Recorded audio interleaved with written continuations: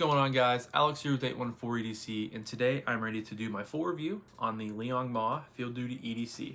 This was sent out to me by technically Jake over at Bearded Gear because he had this before I did, so he sent it to me. But this is Chris over at Grady's Gear, his knife, and like I said, he loaned it out to Jake, and then Chris and I were talking, and I had asked him if I could check it out, and he's like, "Yeah, dude, I'll just have Jake send it to you." So Jake sent it to me. So thank you, Chris, for allowing me to check it out. I know you're probably anxious to get it back, so I will get this review up and done. I'm doing this on Thursday. I'll probably have this shipped out to you on Friday, tomorrow. But yeah, Chris and I consider him to be a good buddy at this point. Him and I kind of started YouTubing around the same time, and we've just been chatting ever since I think we ever started our channels. And like I said, he's a buddy at this point. Really cool dude. I will leave a link to his YouTube and his Instagram in the description down below. I know he's expecting his daughter. I think I was talking to him yesterday. I think he said she's coming like the week before Christmas, so that's really exciting. Go congratulate him on that. I'm excited for him. But yeah, this is the Liong Mah Field Duty EDC. This is the first Liong Mah that I have ever checked out. I've been very intrigued by them because Kevin left EDC, D10 Diva, and Kyle, D2M Knives and Gear. And now Chris, now that he has this one, they have been kind of on a Liong Mah kick. They have checked out a lot of his models. I know that Kevin and Kyle both have, I know Kevin has this in Lefty. I think Kyle and Kevin both have the normal Field Duty, which is like the bigger version of this. I think it's like a full 4-inch knife. Kevin has the Koof 3.0, I think. And they both, I know Chris had, I think he had an Integral L1, and then he had another knife from Liong. So they've been kind of on a Liong Mah kick, and that's kind of got me interested in them, or in him and his designs. But they are kind of expensive. They're a little out of my price range for just being able to go out and buy a knife. That's something I kind of have to plan for. Maybe sell a few knives to purchase. So I was really excited when Chris told me he would lend this out to me, because if I'm being honest, out of all his models, this is the one that I am most attracted to. I would probably purchase this one, not specifically the carbon fiber version. I like the green G10 version that he has on the website. So that makes me even more excited to try this one out, because if I ever get a green G10 one maybe in the future, somewhere down the road, I can compare it to the carbon fiber one. So that's exciting. But yeah, we'll jump right into specs. I've rambled on for a couple minutes now, so everyone's probably like, show the damn knife. Well, hey, I'm gonna get in there. So this is I believe it's called a monoblock construction. So you have a titanium frame lock side right here with a titanium milled pocket clip with a ball bearing that works very well. Liong uses a lot of ball bearings on his pocket clips. You can see there it says LMAX. Yeah, this is a monoblock construction. So you have the titanium side right here, and then the back spacer and the show scale side, can't talk this morning, are all one big chunk of titanium. Man, I can't talk today, guys. One big chunk of carbon fiber. And I think this is the first knife that I've ever really considered or handled that is considered a monoblock construction. It's not an integral because it's a piece and a piece put together, so it's not all one milled single piece. You do have a lanyard post back here, have a little bit of jimping. But yeah, it's really, I can even tell like the seam where the titanium and the carbon fiber come together are, kind of non-existent. So the fit and finish is very well done on this knife. It's very lightweight considering that, most of it is carbon fiber. And that makes me, think back when I was watching Jake's review of this. I believe he called it like 60% of an integral, because you basically have, the show side scale. I'm struggling today, guys. Pushed up there against the titanium, so it's really cool. You do have a hole for deployment and opening. That's the only way of opening this knife.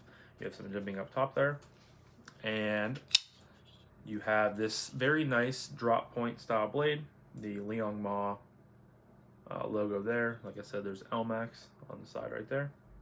You have a very nice, very generous finger choil that makes this a very, very comfortable knife to hold and use. Yeah, I don't believe there's any milling. There is a little bit on the frame lock side, but the carbon fiber side is all just, you know, a single piece of carbon, which this knife is already very lightweight, so the little bit of milling that they did in there just makes it even more lightweight. I think that's all for materials.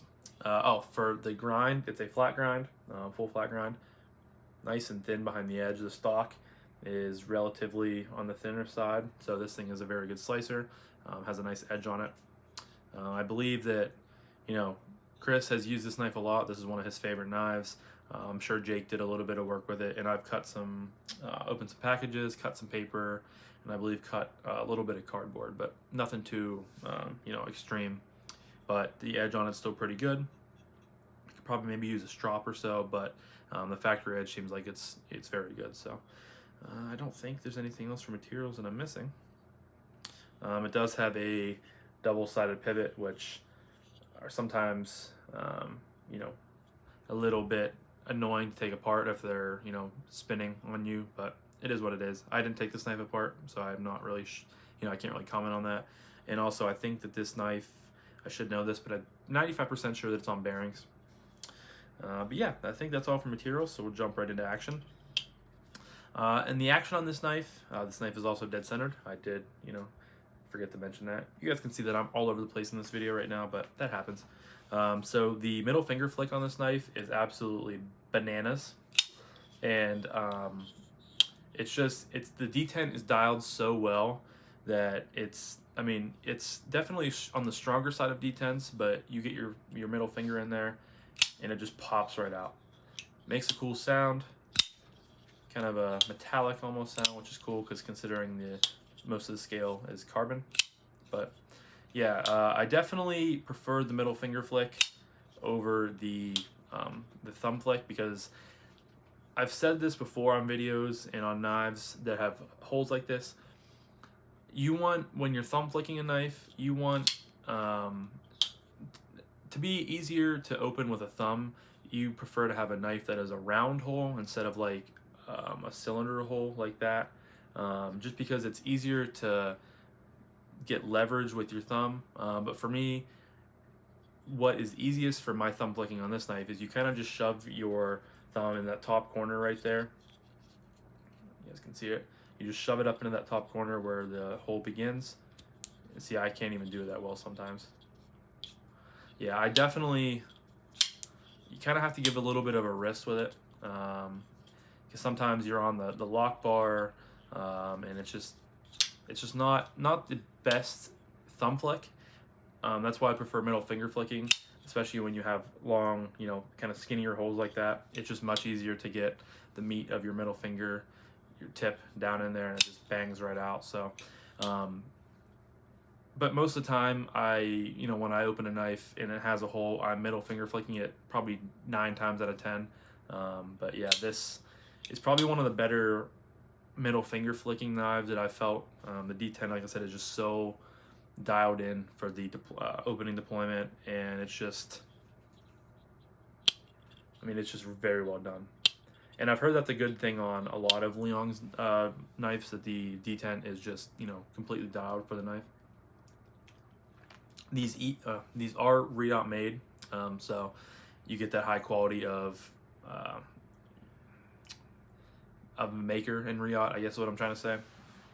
But yeah, so I mean, you can, even over thumb flicking it, I will use my pointer finger sometimes and give a little bit of a flick. If I'm not thumb flicking, I'm usually doing that because it's a lot easier. You just kind of give it a little bit of a, you know, kind of like you're pointing to something. You can slow roll this knife, but again, who likes doing that? Nobody enjoys, you know, slow rolling unless you're like 90 years old.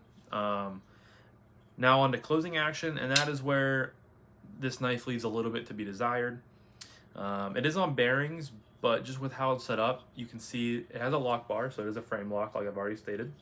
It has good access to it. You can get a good, you know, you don't have to shove your finger in there too hard. It's, you know, it's relatively pleasant to close. And I can get it to drop to my nail, but you really have to push that thing the whole way over. I've nicked my cuticles plenty of times on this knife because sometimes it's like one time it doesn't drop that well, and the other time it drops pretty freely.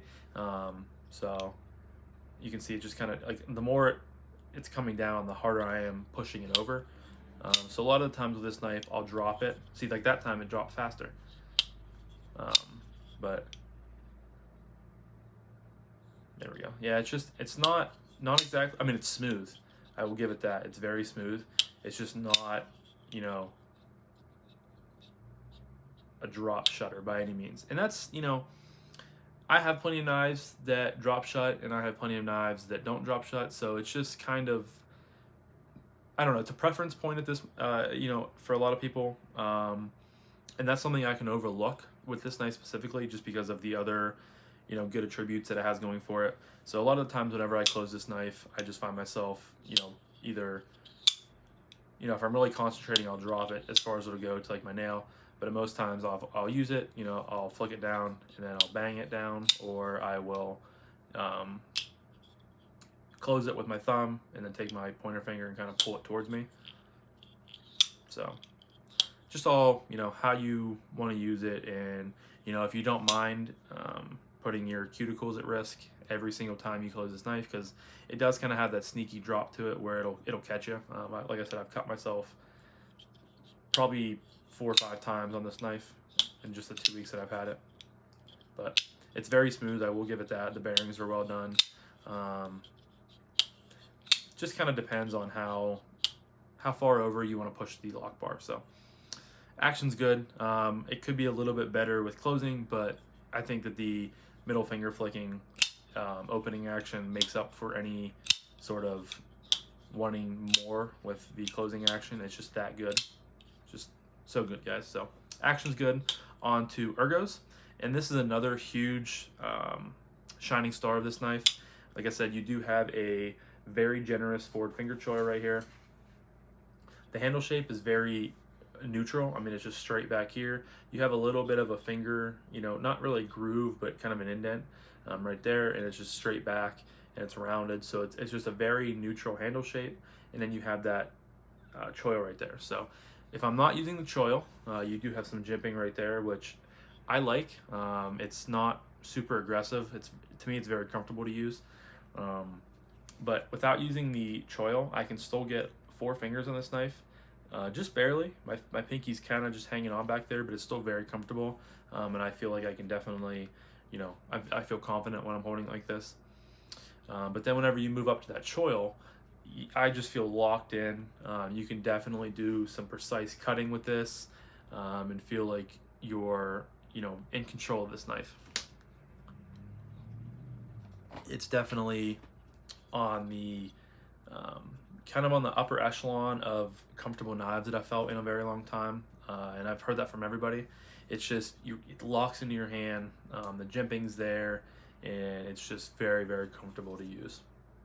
Like I said, I did not use this knife for, you know, very hard tasks. I don't use any of my knives really for hard tasks, but for the tasks I did with it, you know, when I was cutting through paper, opening packages, a little bit of cardboard, it's just super comfortable, and it's just very hard to beat in my opinion. Like this thing just kind of melts into your hand, locks into your hand, and you can go to work with it. So even with the reverse grip, I don't really know if you would really like use this knife in a reverse grip, but reverse grip draw cut, I don't know. I don't know what all the technical terms. I hold my knife like this and like this. So but if you had to use it like this, if you're like cutting rope, very comfortable. Yeah, ergos are good, guys. Very, very good. So on to carry. Carry's also good. This is a very lightweight knife. I think this is, I actually don't know the weight on it. I'm not really a specs guy, you guys know that, but it's very lightweight considering you have all that carbon fiber and then you have the milling on the titanium side. So it rides very, very well. The pocket clip is a milled titanium pocket clip, and it's not deep carry, but it's very deep for milled titanium pocket clips. You guys can see right there. Whenever it's in pocket, you probably have, I mean, like this much sticking out. So it's definitely better than a lot of other metal titanium clips. I mean, sometimes you have all the ass ends sticking out of your pocket. It's kind of annoying, but yeah, carries well. You know, it just sits in your pocket, and there's no. You do have some jimping up here, which honestly I don't love on where it's placed on the knife. You guys can see it right there. So like if it's in your pocket and you go to reach in, you might catch your hand on a little bit, and I don't think it's enough to like tear your hand up. But if you're going in and out of your pocket, multiple times a day, it might be a little bit annoying and a little bit, friction on your hand. So that's just something I wanted to point out. But the rest of the knife on this side is all nice and smooth, just with the carbon fiber and the titanium. And I've carried this in my front right pocket of my jeans. I think I've carried this once in my back right pocket of my shorts whenever it was nice enough to wear shorts one day. And it carries well. It just, like I said, it disappears in the pocket. It's not a very big knife. Obviously, it's the EDC size knife, so it's very, has a good size to it. And I'd have no complaints. I've grown to like the pocket clip because the ball bearing works very, very well. You just kind of pop it into your pocket, pop it out, has good detent. And yeah, so that leads me into my final category of price point and what I recommend this knife. Price point, like I said, I think on this one it's like $350. On the G10 one, it's like $305. And I think that, in my opinion, the $305 one of the G10, or for the G10, would be worth it more in my opinion, just because yeah, G10 is probably gonna add a little bit of weight, but this knife is still already lightweight as it is. So, and I like G10 maybe a little bit better than carbon fiber, but at $350, I still think this is worth it. I want to say it's $350. Could be $365. I don't know why $365 just popped in my head, but somewhere in that range of $350, $360, $370, somewhere in there. I do think this knife is worth it. You're getting a very good built, a very good re-op built knife with pretty good materials. You're having L-Max on the blade, which is a very, very good steel. You're having a titanium frame lock side, your nice big slab of carbon fiber with that mono block construction. You have very, very good ergos with the choil and the very neutral handle shape, so you're getting a very comfortable knife to use. You're getting a very easy carry knife for your everyday tasks, and I do think it's worth it. I think that if I go and want to spend $300+ on a knife, this is right at the top of my list. Like I said, I do want that green G10 one. I'm not planning on buying anytime soon, but definitely in the future, I would like to have a Liong Mah in my collection, and I think that this is the one. I would like to also experience some more of his models, but I think that the EDC, the Field Duty EDC, is just the best model for me, from what I could tell from looking at pictures and seeing other people review them and stuff like that. So I would recommend this knife. I think it's worth the price, and action's good, carry's good, ergos are good. Everything that I really talked about, I really don't have a single complaint on this knife, besides the closing action just not being, ridiculously drop shutty. But at the end of the day, this is a good knife for. It's a good knife, because some people want that fidget factor of the drop shut, and I'd like that too, but in a knife like this, like I said, I can kind of overlook that for all the other awesome things that it has going for it. So that's really all I have to say today, guys. I don't want to ramble anymore, because I tend to do that quite a bit, and I really like this knife. So thank you, Chris, for loaning this out to me. I really appreciate it. I will leave a link to his channel and his Instagram down below. Please go check him out.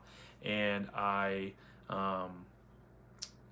just lost my train of thought. So please consider clicking like and subscribe on this video if you enjoy the content. I am pushing towards 500 subscribers, and if you guys want to be a part or included in the giveaway, you guys will have to be subscribed. So just an FYI, if you're liking my videos, consider clicking subscribe. So that's all for today, guys. I hope you have a fantastic rest of your day, and I'll talk to you guys next.